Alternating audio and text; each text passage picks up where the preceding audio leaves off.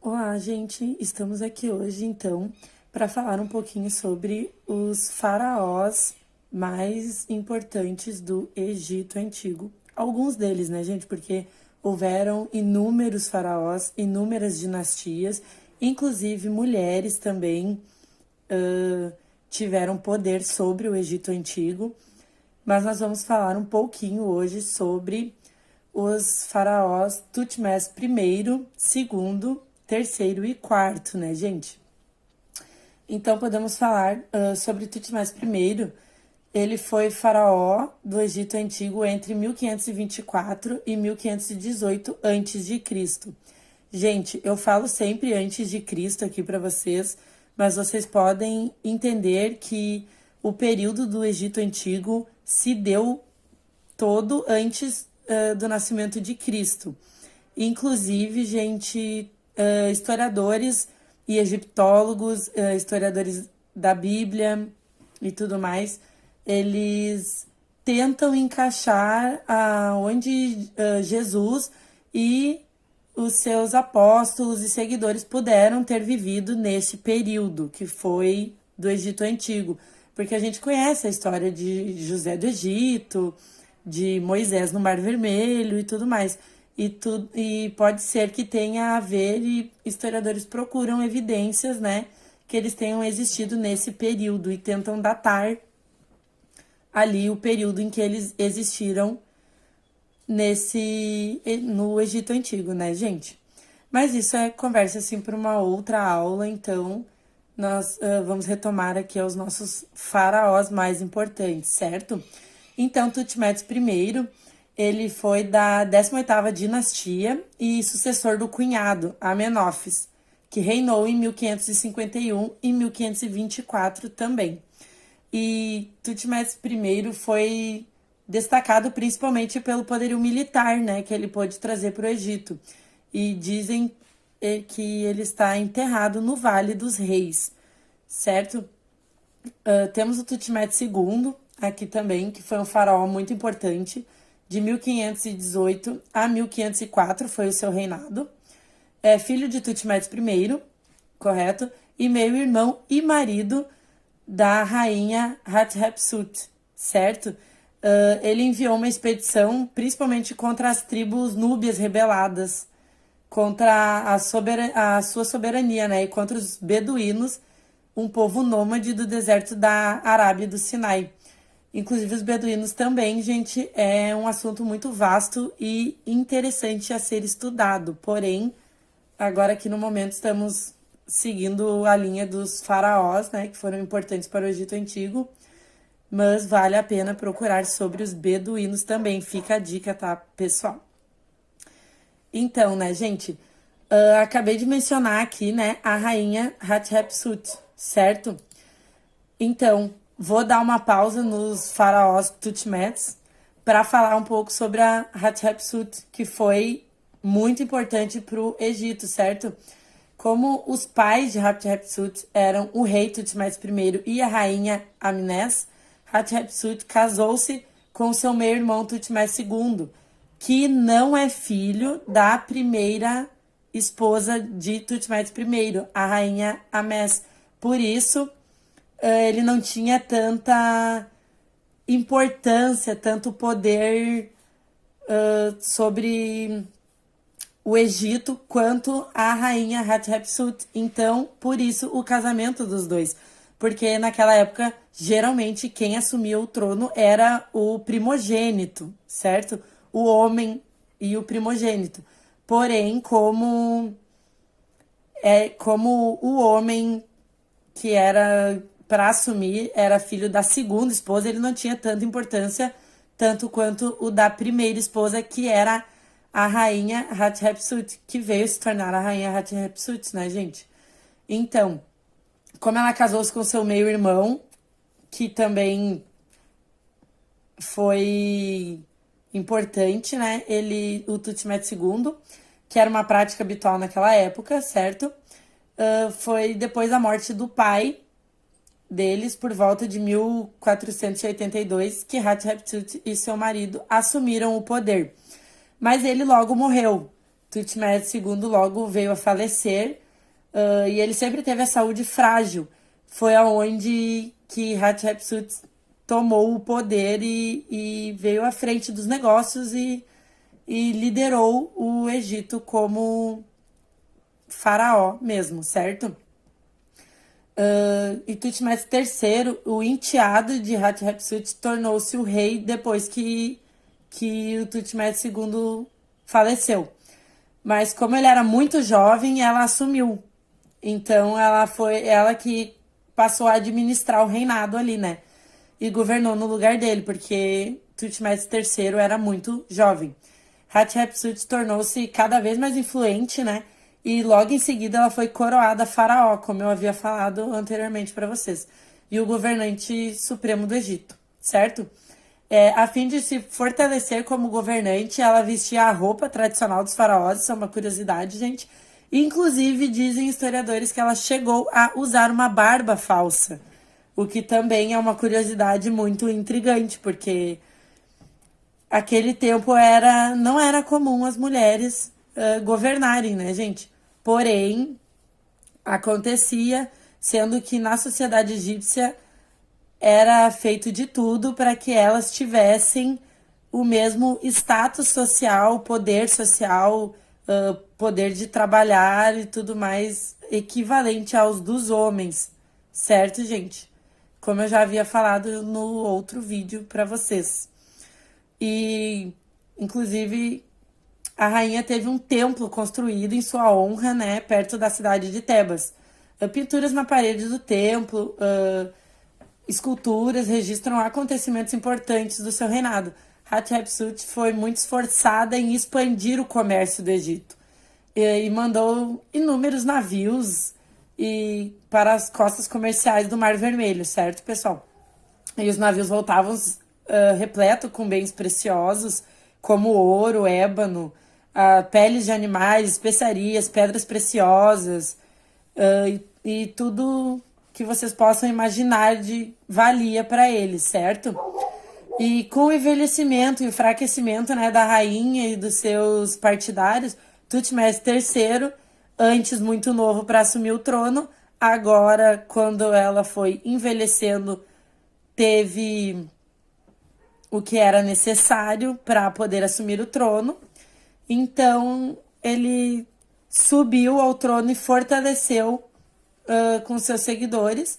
Quando Hatshepsut veio a falecer por volta de 1458, Thutmose III assumiu o poder como era esperado pelos seus seguidores e pelo povo egípcio, né, pessoal? Mas então, voltando aqui ao Thutmose III, como eu já estava falando, ele realizou 17 campanhas militares muito importantes para o Egito Antigo. Foram muito bem sucedidas, conquistando a Núbia e o Ludão, certo? E conseguiu também os mais importantes estados ali ao redor e pedindo tributo, certo? Creta, Chipre, Ati, que é o reino dos hititas, Assíria e Babilônia. O Thutmose III firmou a hegemonia egípcia no Oriente Médio, tá, pessoal? Também tivemos o Thutmose IV, que foi um faraó do Egito de 1419 a 1386, da 18ª dinastia também, filho de Amenófis II e neto de Thutmose III. Comandou expedições militares sobre a Núbia, a Síria e negociou alianças com Babilônia e Mitanni, por exemplo, como em vários outros lugares também, tá, pessoal?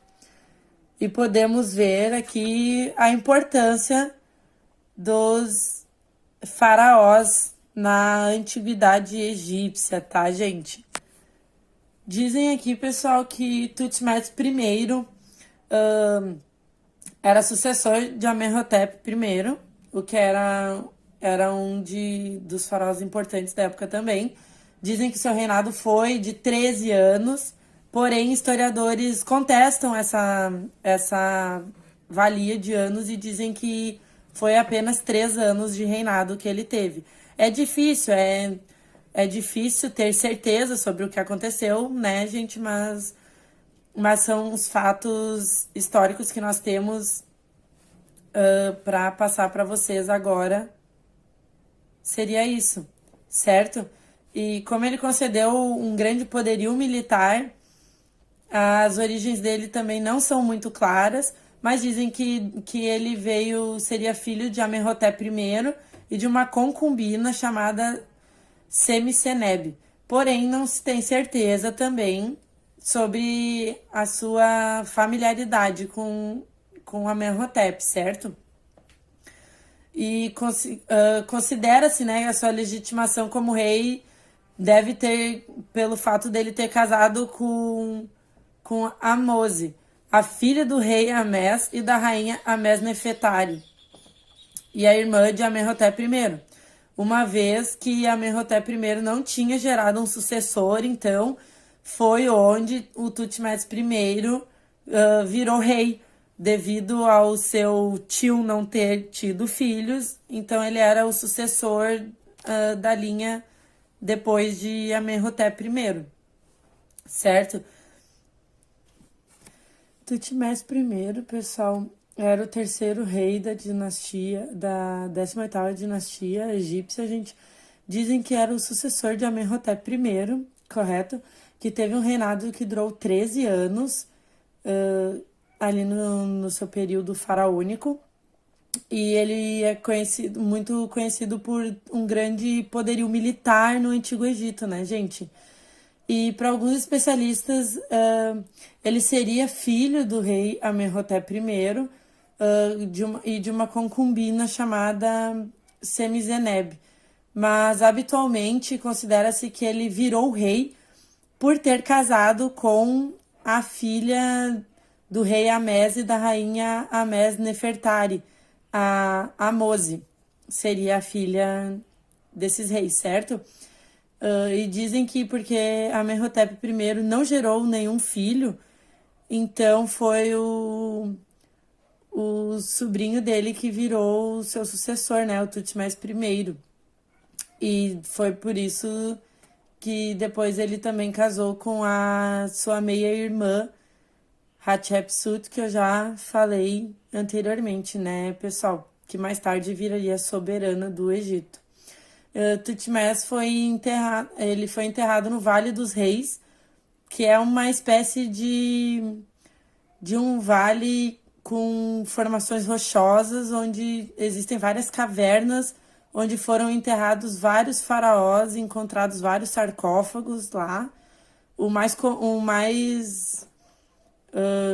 que vocês devem ter ouvido falar muito, que foi encontrado nesse Vale dos Reis, foi o sarcófago de Tutankhamon. Por ele não ter reinado muitos anos e não ter sido muito conhecido, ele foi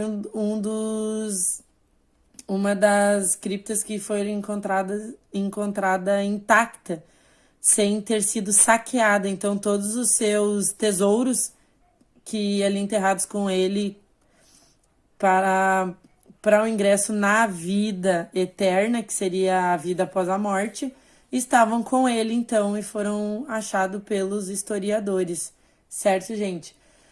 E Tutmés II, como eu já havia falado também, ele também é da 18ª dinastia, como vocês já sabem, e a maioria dos historiadores atribui-lhe 13 anos de reinado, gente, mas é pouco provável que tenha sido esse período, e mais provável que ele tenha reinado durante 3 anos apenas o seu reinado faraônico ali, certo? Mas é muito discutido entre os egiptólogos esse possível tempo em que ele ficou reinando sobre o Egito.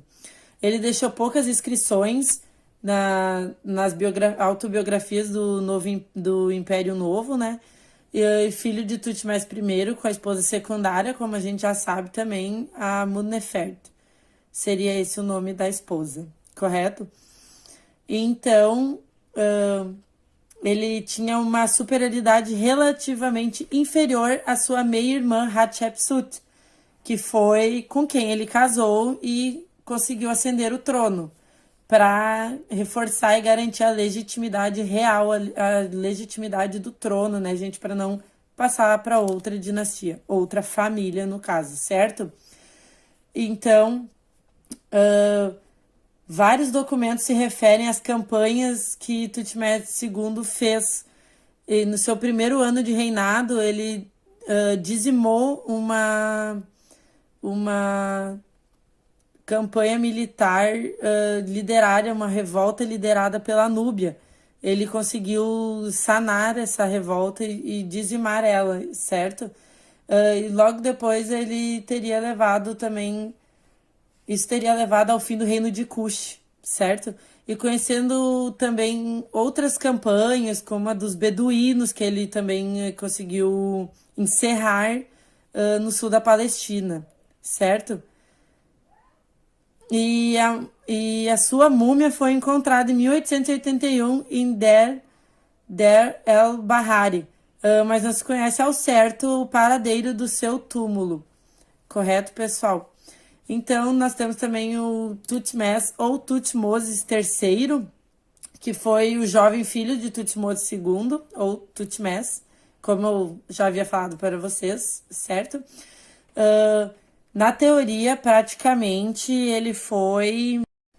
Então, pessoal, o Tutmoses III, ou Tutmés III, foi o filho mais jovem de Tutmés II, tá, gente? E ele praticamente reinou nas sombras da sua tia, a Hatshepsut, né?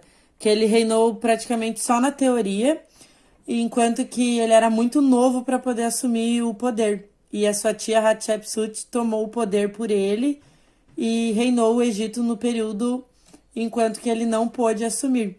Quando ela envelheceu, adoeceu e morreu, ele assumiu o trono e daí ele pôde fazer o seu reinado sobre o Antigo Egito. Há histórias de que ele ficou preso no palácio enquanto que ela reinava, mas isso é fantasia, gente. Ele não ficou preso, ele foi educado no palácio juntamente com os demais e ele ficou treinando para ser faraó, estudando para virar rei ali no palácio junto sob o reinado da sua tia. E ele teve as suas 17, no mínimo 17 incursões militares, né, pelo Antigo Egito, onde ele conquistou, né, Gaza, Síria, Palestina, a Fenícia e o Mitanni. E foi onde que ele expandiu o território egípcio nessas incursões aí que ele teve militares, certo, gente? E teve vários espólios de campanha também, tipo 100 quilos de ouro, 6.500 prisioneiros, várias cabeças de gado e assim por diante. Nenhuma destruição total e nenhum saque total. Foram poucos mortos, na verdade, de ambos os lados, né, pessoal? Mas as vitórias do faraó são imponentes e são muito importantes, mas ele não aniquilava o inimigo. Ele apenas dominava economicamente os inimigos, certo? E ele ocupou-se também muito da Ásia, gente. Mas ele não esqueceu do sul do Egito, não. No ano 50 do seu reinado, ele empreendeu uma grande campanha na Núbia. E não se tratava de uma batalha geral, gente. Mas sim de inspecionar mais a região ali e tomar o controle sobre a Núbia, certo? E é isso daí, então, pessoal, que eu tinha para falar para vocês sobre a obra-prima também do Tutmós III, que foi a casa de festas que ele fez, uma sala enorme com pilares e colunas enormes, capelas consagradas e simbólicas do Renascimento, e é isso aí. Isso daí, gente, que eu quero agradecer para vocês por terem estado comigo nessa aula maravilhosa, tá? Muito obrigada, gente. Até logo.